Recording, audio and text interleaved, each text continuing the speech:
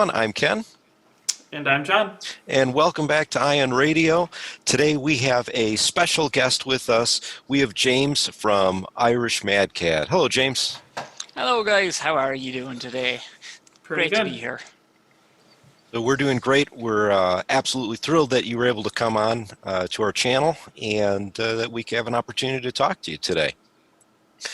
So we've had some collaboration effort with you already. I know that you and I got together on your channel. We built a list up for me, which John was able to Demolish. take apart. You just didn't realize that the evil genius of fleet building was going on in the background.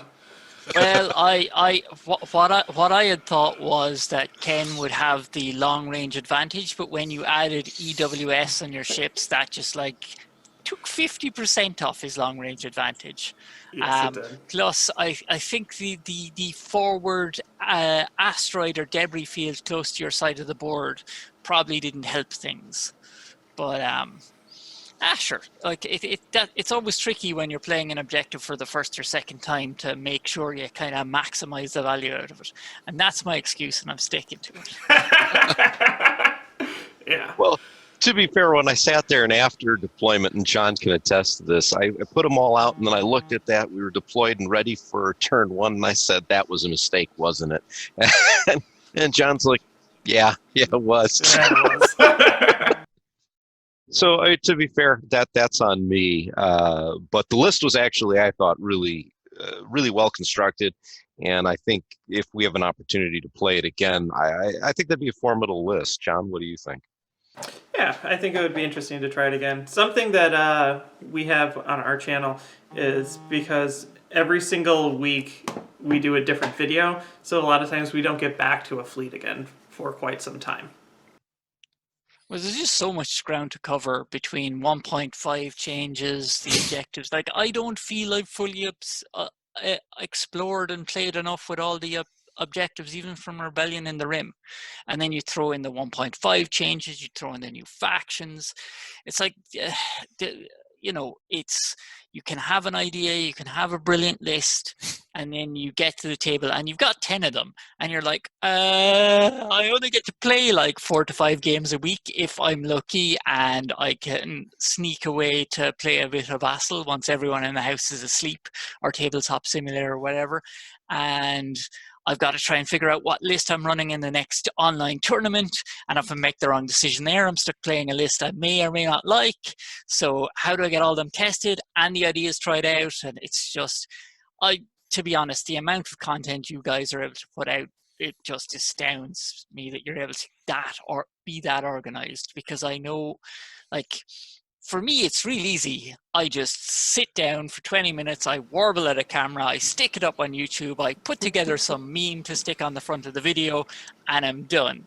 You have arranging your own timetable so you have time together, which is probably the hardest part of any gaming group. Then you've got to work out lists that aren't just an absolute whitewash for one side or the other, and then some kind of, will this work, won't this work? And that's before you even get started. And then it's a case of trying to film and remember all the rules and do all. So, like, I have it very easy compared to yourselves. Well, there's a couple times, and we've come together with 2 lists that we wanted to play for the day. And what you mentioned happens, where we're looking at it saying, this list is dead before it even hits the table because of what the other guy brought. And I think there's a handful of times, John, where we've actually flat out said, no, we're going to change this up. And then we wind up rebuilding a list before we film. Yeah. Also, I'm a list builder. Like, that's what I think I enjoy the most about the game, is finding weird things and making them work, or at least attempting to make them work. And there's a lot of times that we get together and Ken's like, oh, so a lot of times we'll just choose a commander, and that's what we build our list off of. I think it would be fun if you are an Imperial, choose one of these 3 commanders, and I'm be this. And I'll come to the table and I'm like, cool, I have 10 lists of this commander. Pick. Yeah. So I always have tons of lists to pull out, and then sometimes I just look at Ken's list, and I'm like, these 3 you should probably pick from. These you shouldn't. That's fair enough, yeah, to balance it kind of out. Whereas I'm always trying to just, with the list building, trying to just figure out what's best for a tournament, whereas you're trying to figure out what's actually entertaining. Because sometimes tournament games are not entertaining for people watching. No, especially I'm a very defensive player most of the time. So in a tournament, I have zero trouble. If you make me second player, I'll sit in a corner at speed 0 the entire game while you come to try to get me. And I've actually did that at my last Worlds. It was the last game of the first day to qualify, and I needed 6 points is roughly what I figured to qualify for day 2. And the other player outbid me and chose to go first, chose superior positions, and chose to set up in a corner. I'm like, I'm in the other corner, speed 0, so come get me. Yeah. And he's like, well, I dropped to speed 0. I'm like, yeah, but you're player 1. Like, you automatically get 5 points. Have fun with those 5 points. And the game was over in less than 3 minutes because it was activate, speed 0. And I'm like, turn 2, I'm not moving. Are you moving? I'm not moving. Are you moving? I'm not moving. Are you moving? Game done. And then after that, because that was the official game, we re-racked and actually played a game, which would have been better for me. But, like, tournament play changes things so much. Yeah, well, superior positions is one of the worst for just turning tournament games silly because you always get the new player who has no squadrons and doesn't realize what's about to happen. Right. It's happened. One of the main Irish players, the first time I played him, he did that. He's like, I'm going to take your superior positions. I'm like, are you sure you want to do that? And then he basically got a lesson in point scoring. But yeah, it like balancing it so it's entertaining for a video is like I remember I put a stupid comment on Master. I didn't think it was stupid. It was like I think it was Luke was complaining about his dice or something like that, and I made a comment going, your dice weren't that bad, and he goes, listen, we were just trying to make it entertaining for the video, stop being silly, we weren't actually mad. I'm like, oh yeah, they're trying to do a very different thing. Yeah. But I'm really looking forward to the Madness series where you're alternating the same list, because that's going to be very interesting. Particularly, John, if you're flying something that isn't in your comfort zone. Yes, I would agree. I think it's going to take both of us outside of our comfort zone, but I kind of like the challenge because I like playing different lists. That's really what I think I enjoy the most about Armada. If Armada had tournaments that you just got handed a random list, I would be all about that. Well, one thing that's been mentioned is a Who's the Boss tournament. I don't know if you've ever played War Machine, but what they did was at one point you'd build a list, and then you'd randomly get given a warcaster, which was like an admiral in that game.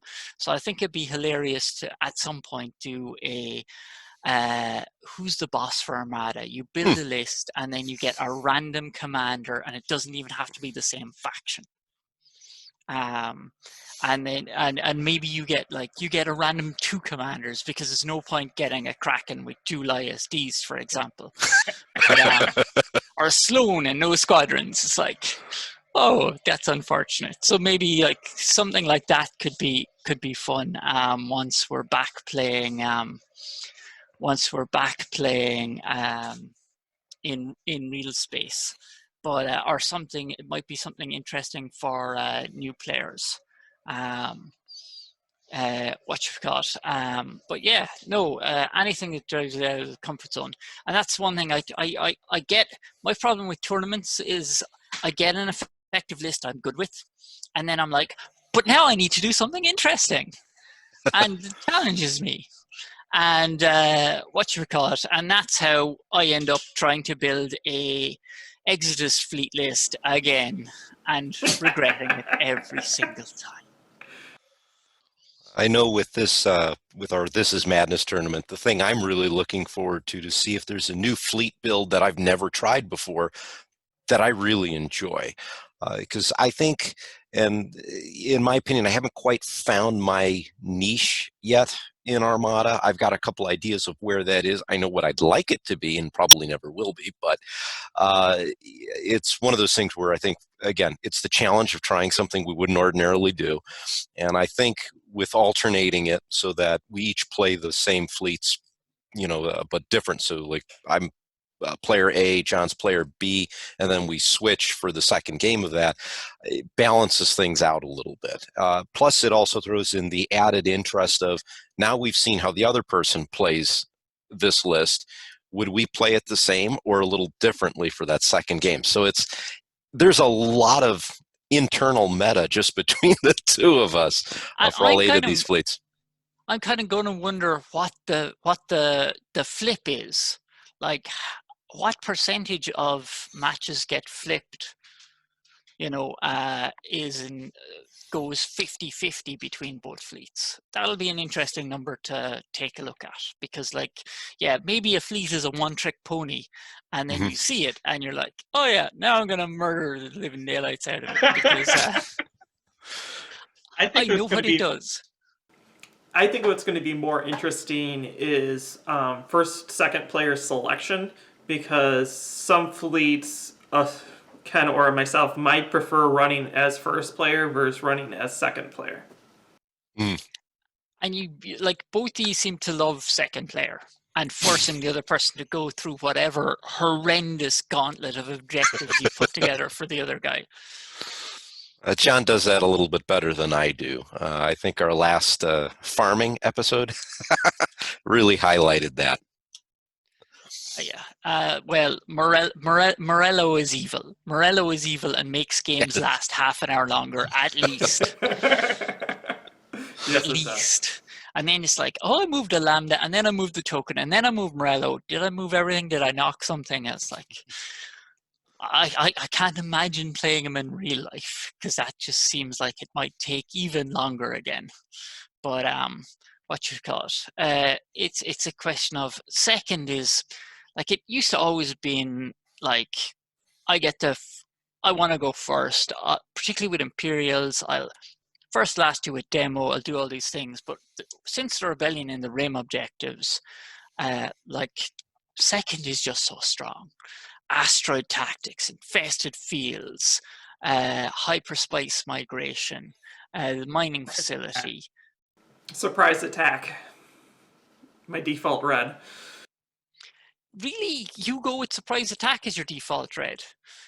I just think there's, particularly with squadron heavy fleets, there's a slight possibility to flip that with somebody like Bale or Garm or somebody like that. I sometimes think you have to build for surprise attack because it can be flipped. So my theory on objectives has a lot to do with, I call it pushing and pulling. So are you pushing the opponent away, or are you pulling the opponent into you? And surprise attack is I pull you into me objective, or I push you away from me objective, and it can be either one. So I think it's very strong for that, because you can completely control how the other player sets up.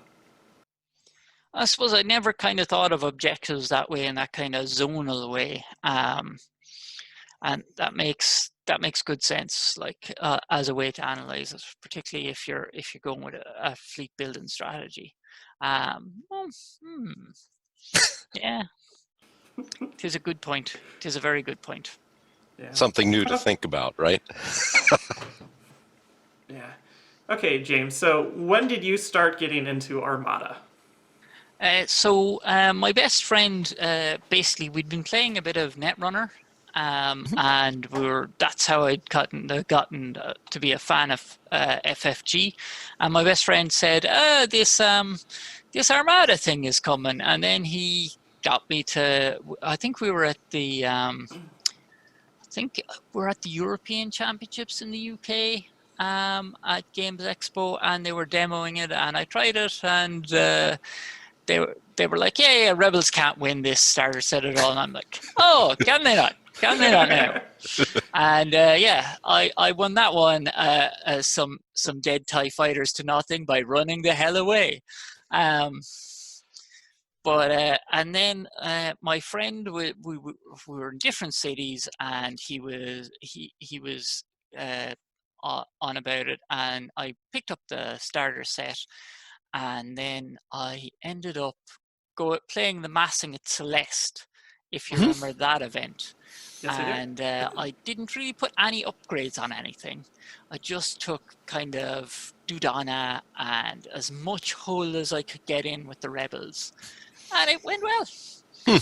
And I got like I was like, you know, I was kind of worried if I was playing Netrunner and I was doing other stuff, and then I got an MC80 and I was like, I've got Ackbar, I've got an MC80, I don't need anything else. It's fine now. And that, I think the MC80 like did me for like 3 years, where it was just Ackbar, 2 CR90s, and other stuff got added in eventually. And yeah, that was fine. And then, yeah, 'cause it was such an easy fleet. I thought we were driving down to Limerick. A friend of mine said, okay, I'll come play. He has never played Armada before. It ended up just being a 4-player tournament. I taught him the rules in the car on the way down, and he won the whole bloody thing. Because he had Ackbar, and he had an opponent who didn't know how to use his own minefields in one of the games, admittedly. But yeah, it was like just Ackbar. It's just so easy as a rebel player in those days. As long as you could avoid the demo, Ackbar would just tear everything to shreds. But yeah, and then I ended up going to the UK Championship for Armada, which was my first big tournament. I think there was like 40 players, because the Irish scene, I think the most we've had at a tournament is like 12 or 14 at a regional, which was great for getting sparkly dice, don't get me wrong, but it was not great for getting in a great variety of games. And with Galway, I'd always only maybe have 1 to 2 regular opponents in the whole city. So I went to the UK Championships, and then the next year I went to the European Championships. And I think I've been to 3 of them.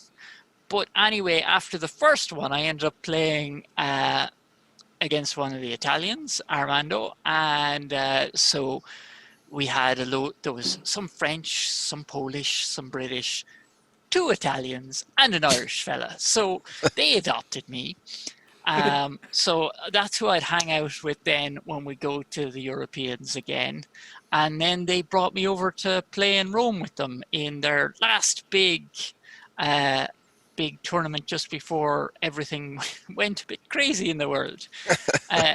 So then I was playing a good bit of Vassal in between times to keep it up. But the Italians are constantly at war between the Vassal players and the tabletop simulator players. And they had their competitive buys, apart from with like 2 to 3 exceptions, were on Vassal. And their casual and tournament organizers were on TTS. So then I had to learn TTS to play with everyone and keep everyone happy. And then I ended up joining any tournament going. Basically, I started joining that. I think the Vassal World Cup now has a rule that once you play X games, you get in. That's because one particular year they said if you score 21 points, you'll get in. And there was no cap on the amount of games played. And there wasn't as much interest that year. There's 72 players playing it this year. 72. That's crazy numbers. And they're almost through the first round in 5 weeks, which is a testament to the organizers. But anyway, 8 games into trying to qualify this, I still did not have 21 points. At which point, he just took pity on me and gave me a wildcard slot. And then the next year, it was like, if you play 3 games, you're in a standby position. And he was just like, we can't, I don't know, I think it was just the pity rule after I'd played like, I'd played like 8 or 10 games to try and qualify it for it. But this is the thing, I don't have a regular play opponent since COVID. I haven't played a game. I played in 1 tournament which I organized myself, and it literally had 6 people for the short period when gaming rooms were to be able to, and it was great. We had good fun. We got some alt art cards from John Otto on. He's on the Discord. He had like a Mr. Potato Head assault frigate, for example, which was fantastic. And yeah, so with me, it's like virtual games, and then when I get to travel. And then when either there's a small tournament of maybe 8 to 10 players in Limerick, or if I can force a tournament in my own thing, which like generally the Galway tournaments have been 8 to 6 players, and occasionally have been 50% visiting Italians. So but yeah, so that's kind of how I got into Armada. I'd been a long time wargamer before that. I played Games Workshop, and then I'd moved to War Machine, and I'd been a long-term card gamer. I played Magic, and then I played Versus, and we played L5R, and then we'd come back to Magic, and then we'd transition to Netrunner and a bit of Game of Thrones. So I'd play a lot, and like the usual, of course, Dungeons and Dragons, and RPGs and Shadowrun and BattleTech and various other things. Very nice. So I think it's interesting that we come from like different perspectives of Armada. It seems like right off the bat, you were right into the competition tournament scene, while I believe Ken and I both went very casual and stopped actually playing because we didn't have a group to play with for a couple of years. Well, I suppose with the competitions, they were the way to get players. And it was like, it's for me, it's the challenge of, is this idea good? Okay, I think it's good conceptually. Then is it going to work on the table? And what am I doing wrong? Is it me that's not working? Is it the list not working? And then is it a fun experience? Because you can build a killer list and you can destroy everyone, and you can go, but I'm so bored. This thing does it automatically. No one is having fun. I'm winning, yay! But it's like, okay, that took 3 hours for me to get that small bit of endorphin high. But for me, competition is a way to test ideas and to get games. Because like there's a lot of the Armada players in Ireland, I think, are the guys who basically play their good friends in a basement. Well, not in a basement here, because they're not really a thing in Ireland. But you get what I mean. Like kitchen table players, and that's grand. Like loads of people have great fun with it. But it's like through competition, I've gotten to know what other Irish players are out there, and as well as that, it's a case of you can bring those competitive lists without worrying, okay, am I going to just make this completely unfun?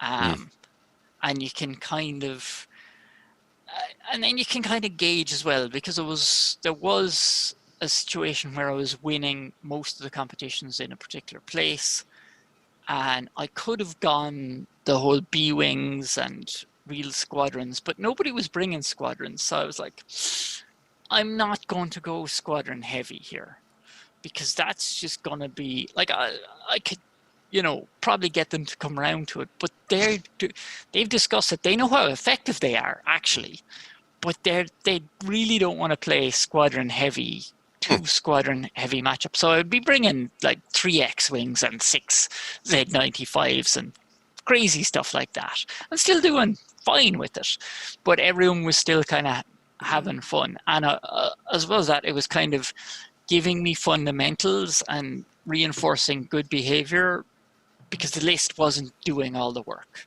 because I lost to Dodonna MC30 flagship because I forgot to set the speed dial at the start of the game. And I said, well, what speed do you want him at? And this was a fleet ambush. Oh. So, there's only so much Lando can try to do for you. Yeah. Well, no, I flew it off the board. Gotcha. That's even better. Yeah.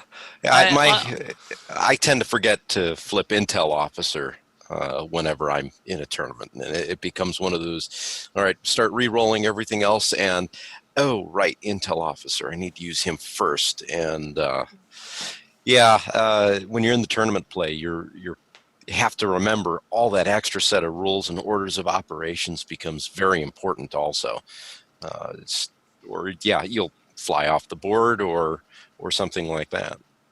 I think they would be better off changing Intel Officer and increase its points by 2. It would be more flexible if once you had done all your dice adjustment, then you could pick to do Intel Officer, but just increase the points for that extra flexibility. Because the amount of times people just forget and they're halfway through everything, like, I don't think it would fundamentally unbalance the card. I do think it would make it better, but I then think you just increase the points, and it's still one of the most expensive officers that gets taken anyway. Yeah. But the amount of players who just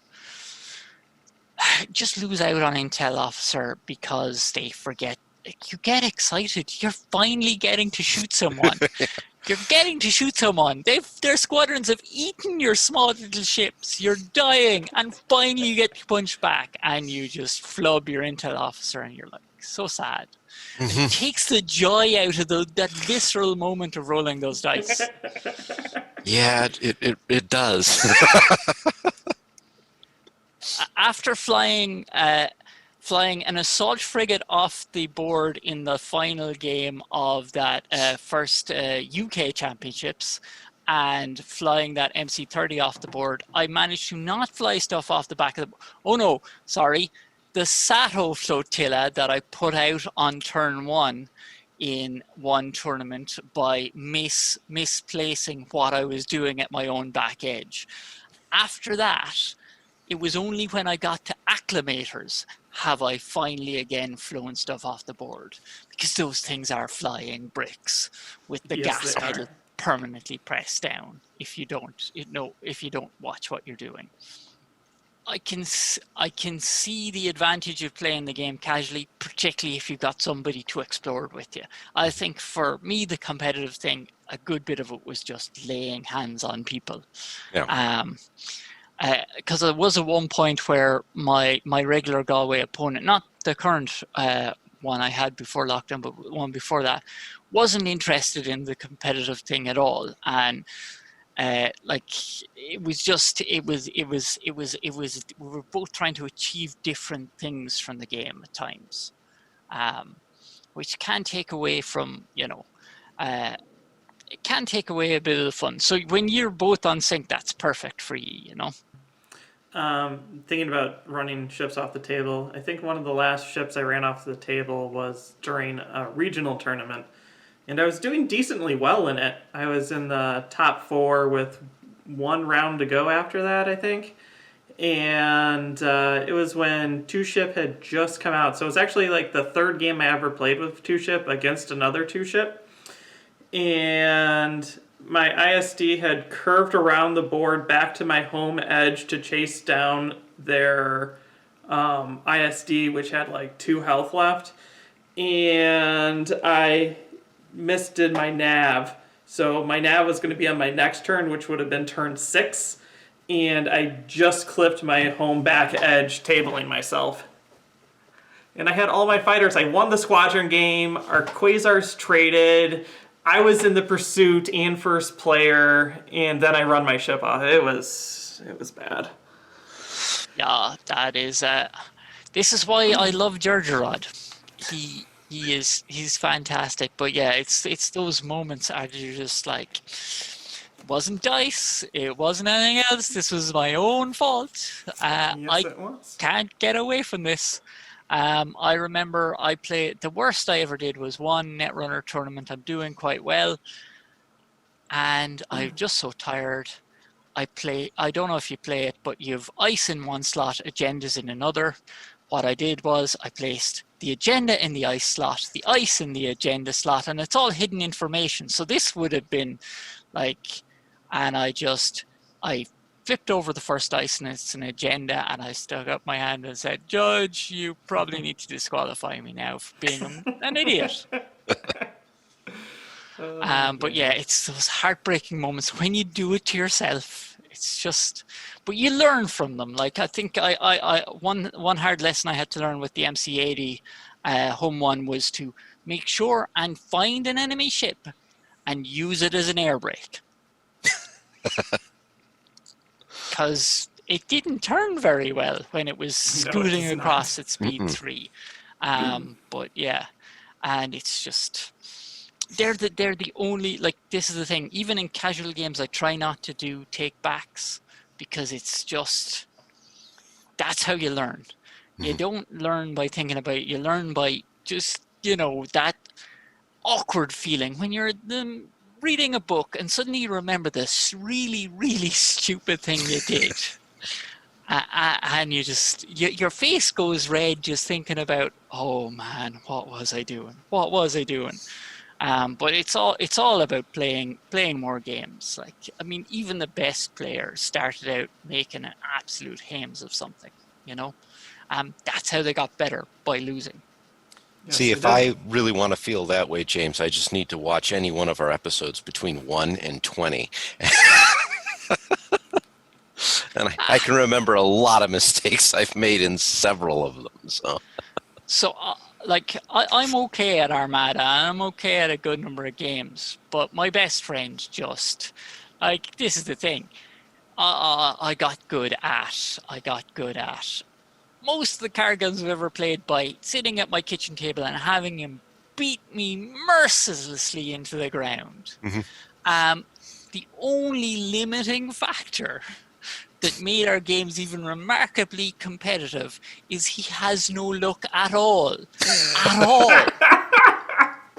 Like, if we build a fleet for John that has only red dice, I would guarantee a win there, because John's red dice are horrible.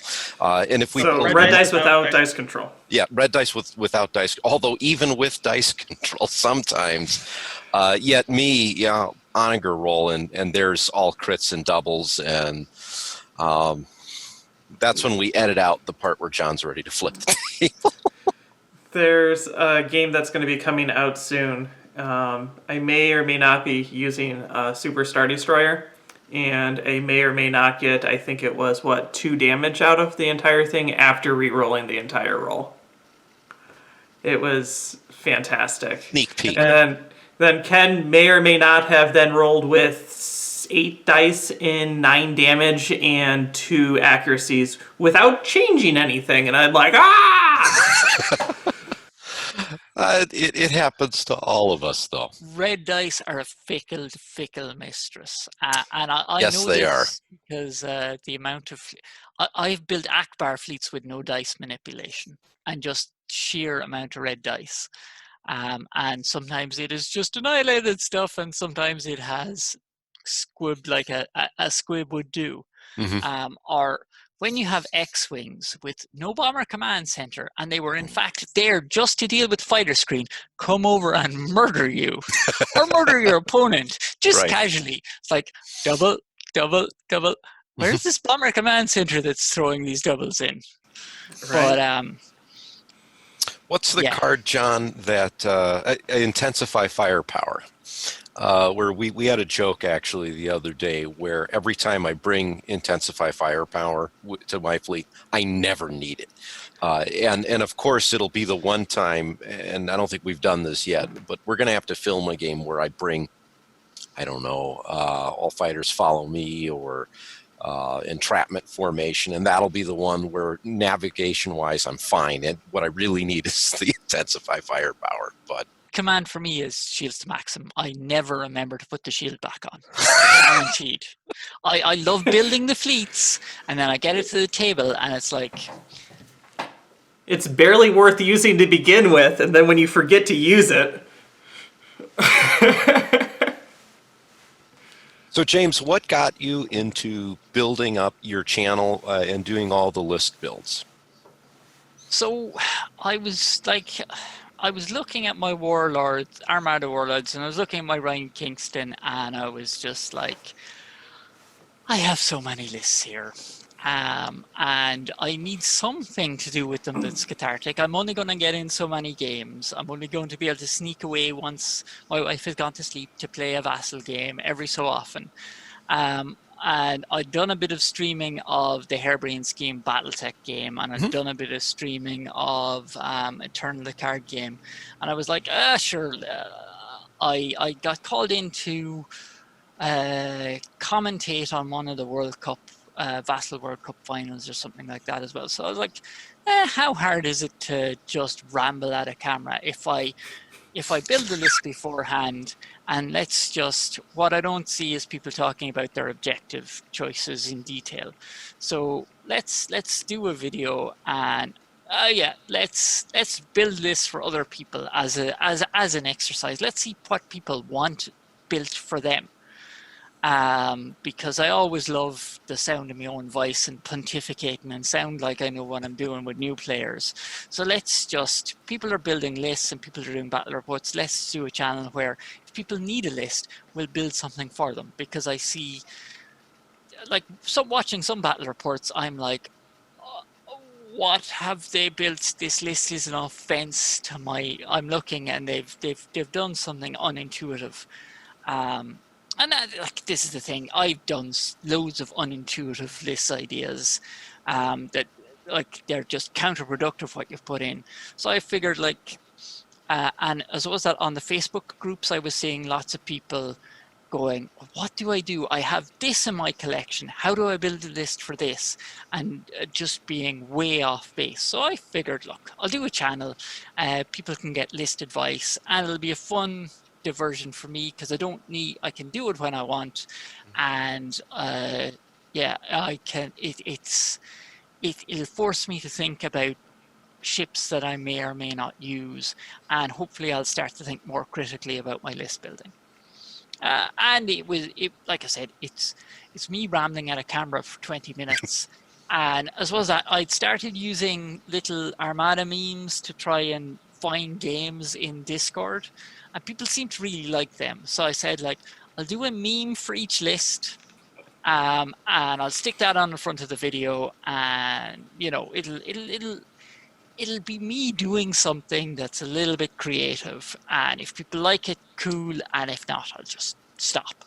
But I keep having the odd little request for lists to be built in the video, and then Valadin reached out to know if, because I'd been saying about how Tabletop Simulator had improved, because initially I'd used Tabletop Simulator, and putting the lists together was a nightmare. And Vassal had always got this Discord shrimp bot thing, which generated your list for you and you imported it. And then for 1.5 and Clone Wars, Valadin, who's done all the work on the lists on TTS, had put in a load of work, put in a spawner, all that. So he reached out and said, well, I'd like to chat with him. And I said, yeah, sure, that'd be brilliant.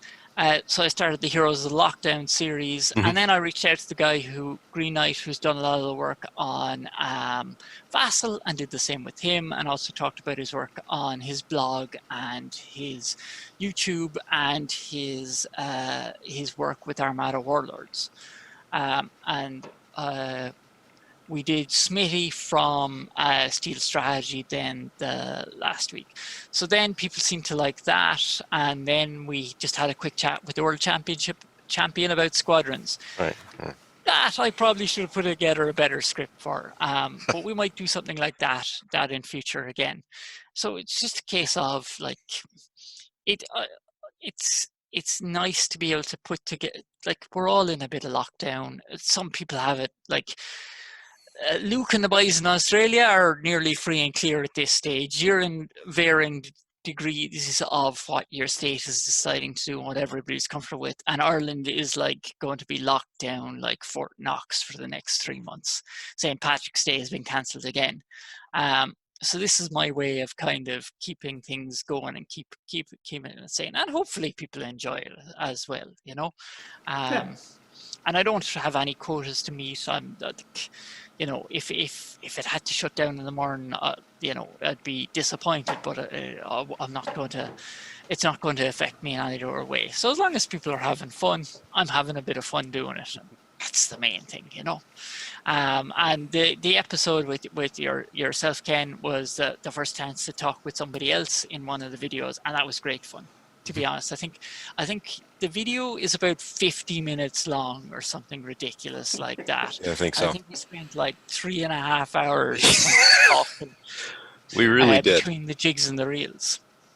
No, we really did. I had a lot of fun, actually. I think we spent a good half hour to 40 minutes before we started the episode, finished the list build, and then went on for another 40 and 50 minutes. But, well, hell, this particular episode, we've already been talking for almost 30 minutes before we started, and I'm sure when we're done, we'll talk more as well. So the thing I should have warned you about is Irish people talk a lot, and I've been told by other Irish people I could talk for the national team if there was such a thing. Well, that's okay. You're the guest on the channel. You're allowed to do that today.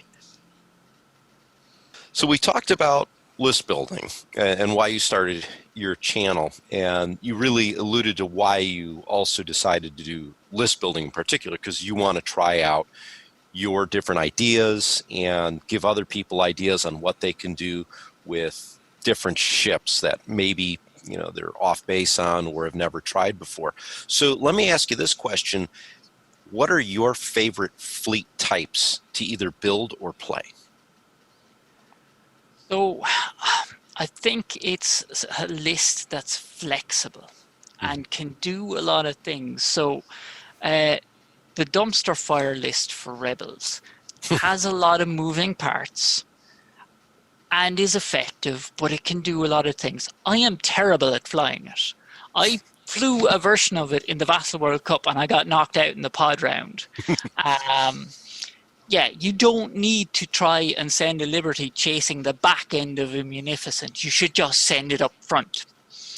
And other lessons I've learned from that tournament. But yeah, it's those lists that aren't a one-trick pony, that do a little bit of everything. And like, I did not rate Garm. I did not rate Garm at all. And then I played him with Ahsoka, and I'm like, when my turn starts, I have options. And I'm not just playing by numbers. I'm not painting by numbers. I might do something and my opponent might go, he just did what now? You can do that? Where did that ship come from?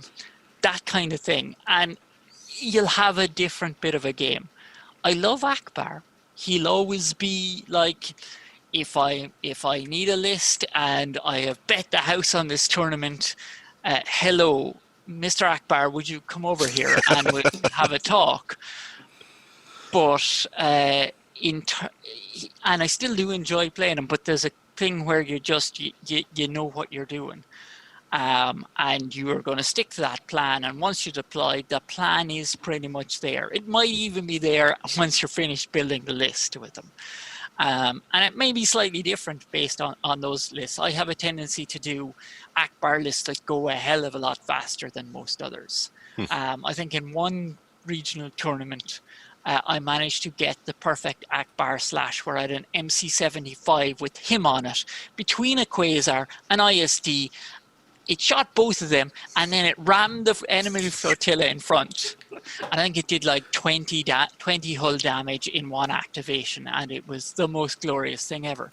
No, it's the favorite thing is lists that can be flexible and do fun things. Bale is very interesting, but he's not as interesting as new Tarkin is looking. And that looks to be a fantastic admiral. Kraken. Just because, okay, do I need an accuracy? Do I need a crit? You know, which ship do I want to activate to get to be the homing beacon, and which ship this turn? And he's a puzzle, and he like Dudana or Dooku for me. I'm like, and Kenobi in the same, unless like there's a bunch of, unless the Acclamator and the Pelta are both double redirects. I'm kind of not interested, but the others, like the flexible ones, are just so interesting. I think Grievous is going to be an interesting puzzle to build. Like setting up vulture droids on your exegorts turn 1, so you can put them to 1 health, so you can throw them into counter squadrons to get back tokens, is going to be madness.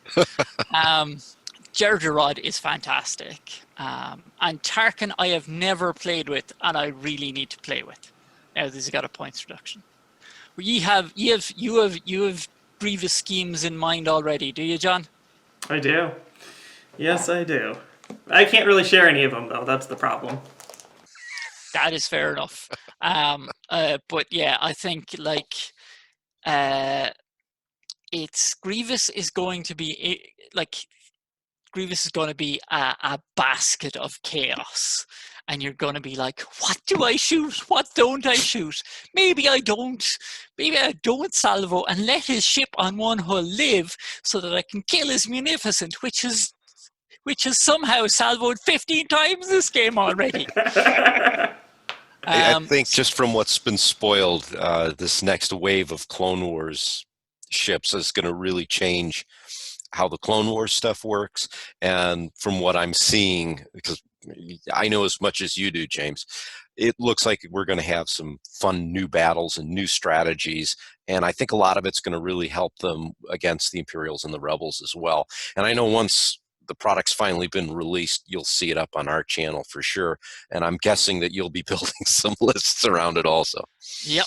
It's the time to build all the ideas and play them, because a lot of the lists I'm building as well, I haven't had a chance to play. Particularly, I like the I was getting at one point constant requests for Constantine.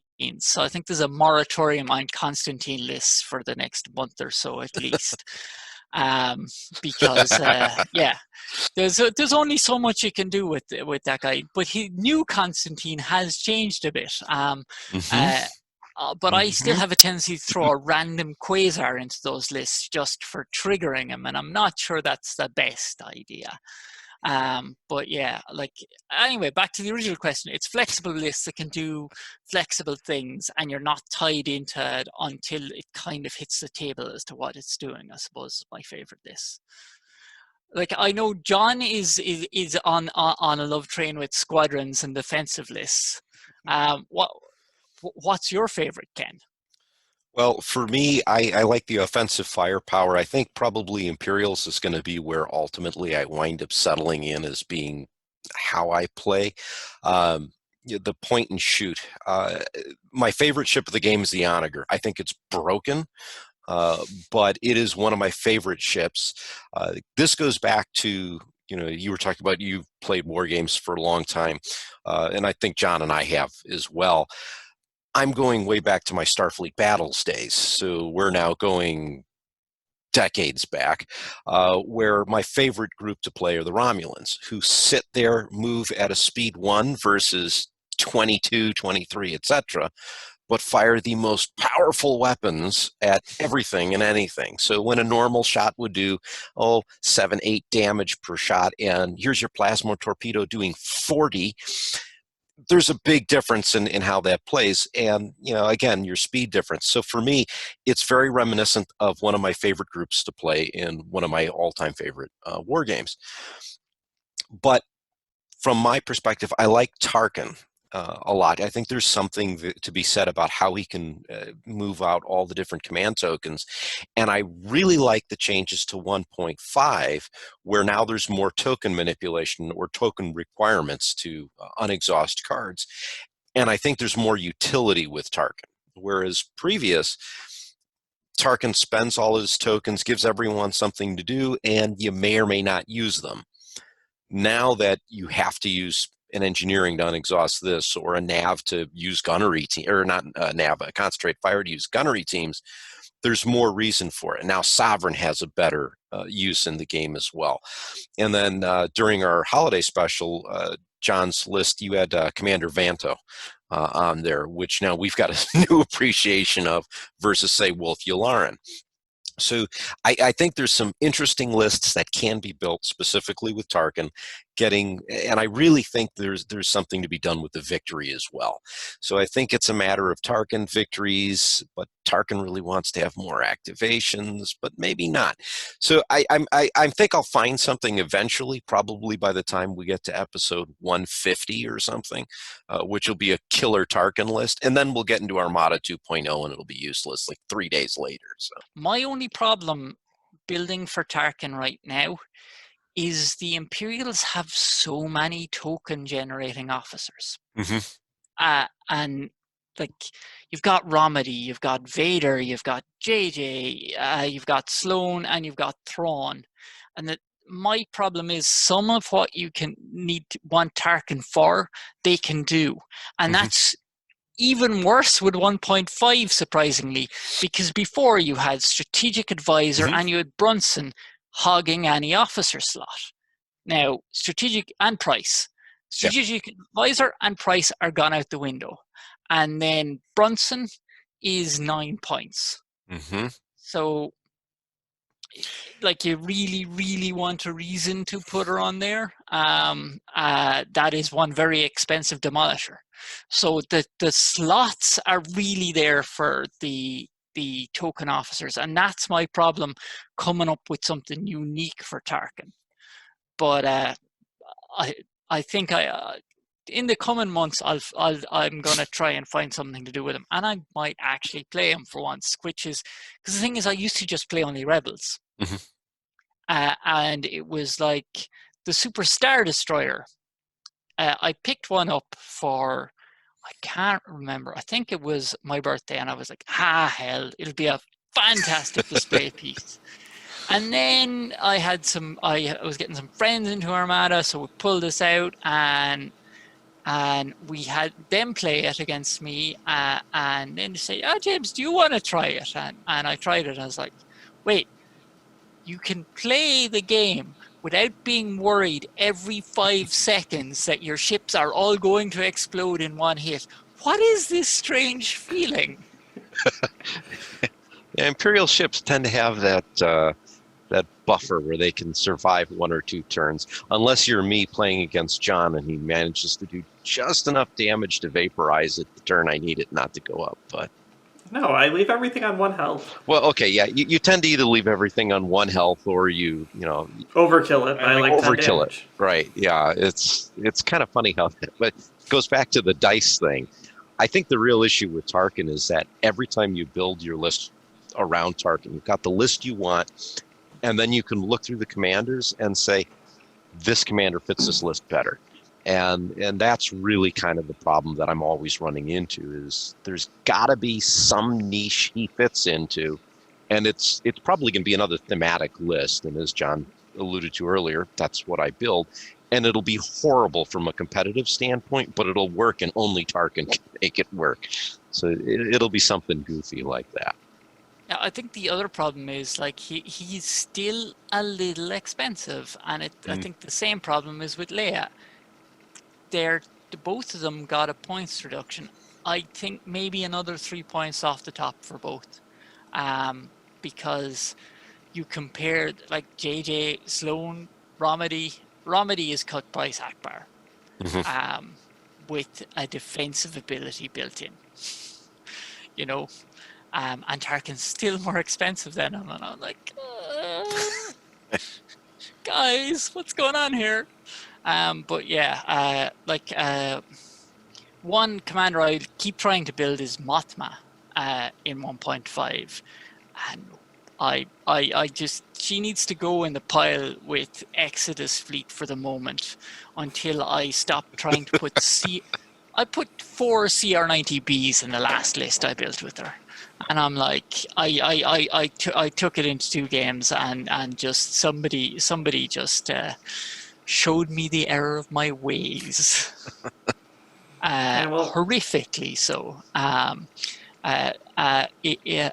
yeah, the certain command, like, I do need to build a Leia list, but it's like, that seems to me to be a Rebel Squadron list, and I'm always wary of building all out Rebel Squadron lists anymore.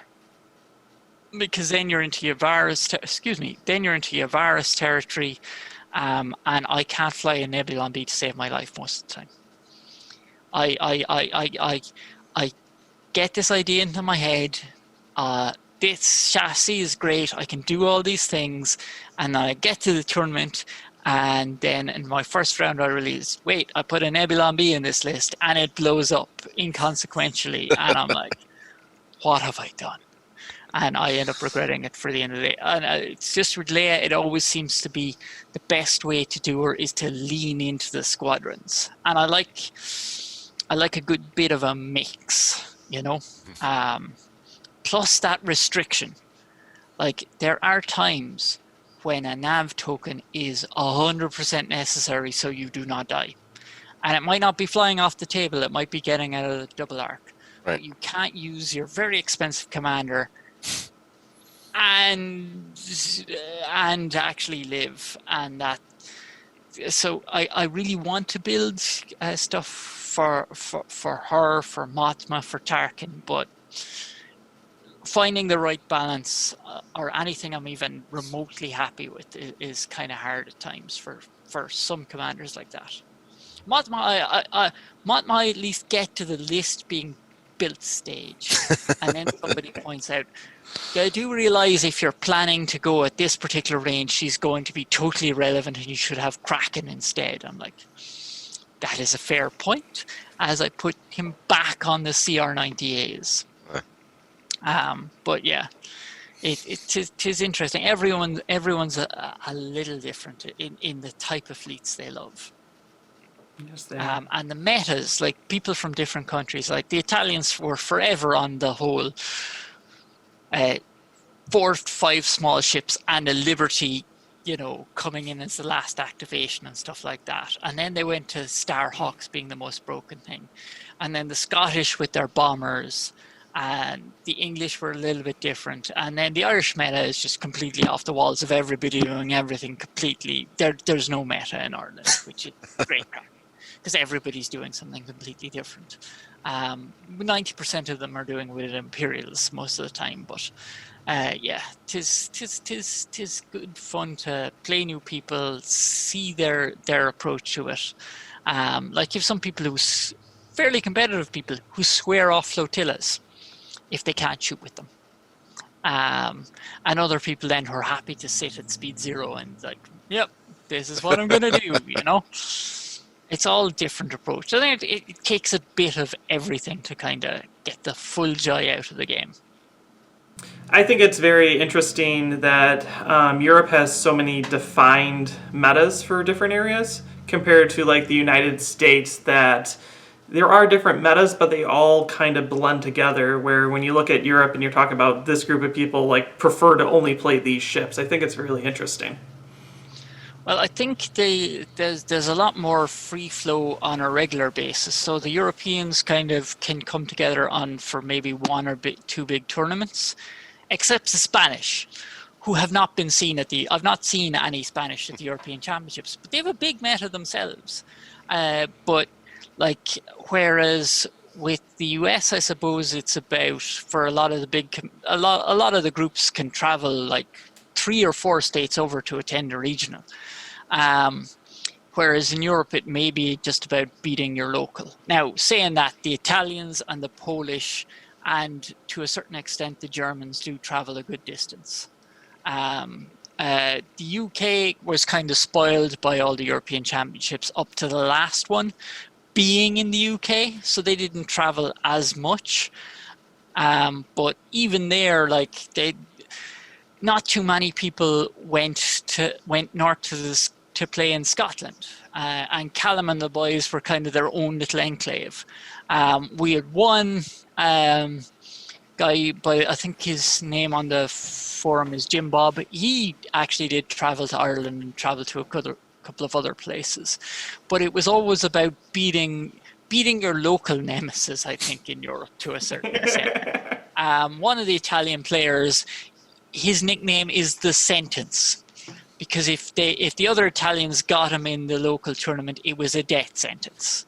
And the Germans have, of course, Tokra, who was like doing stuff like winning the German national championship with 6 flotillas, 6 to 8 flotillas, and Darth Vader back when that was legal. You know, I've played it. It's fun. It was fun for you it's on fun the for receiving one end. person.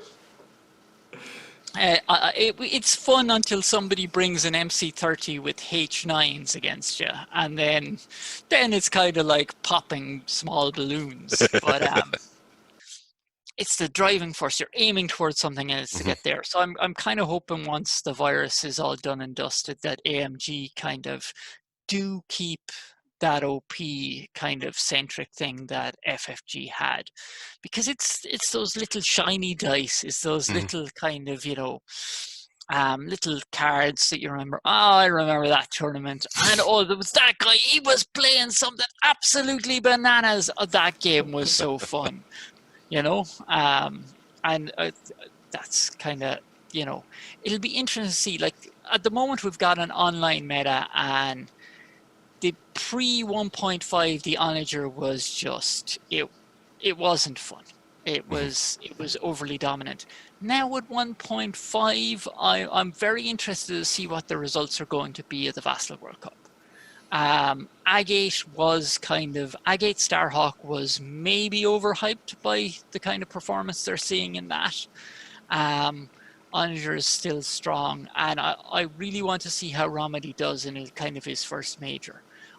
I think Romedy, the amount of power in that Admiral, if leveraged properly, and munificence are a thing of beauty. Once they get more upgrade cards, I think they are going to be ferocious.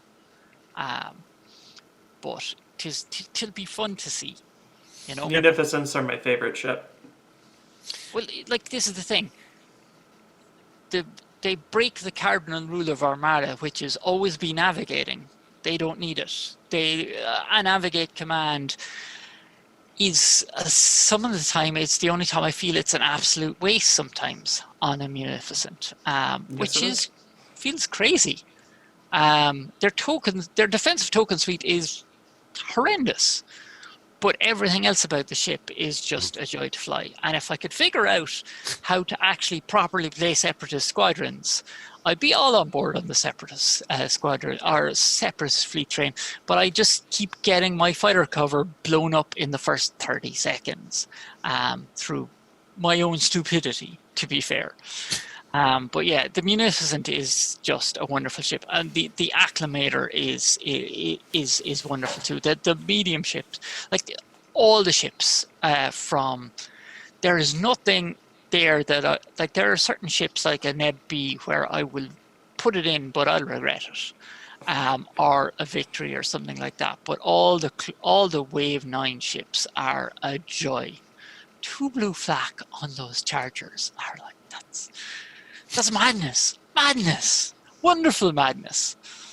And the nav chart on a swift return, like being able to flak out one side of a fighter fight and then do a 180 and flak out the other side, catching all the same squadrons. You're like, this thing should not be able to handbrake turn like this, but it's glorious when you pull it off.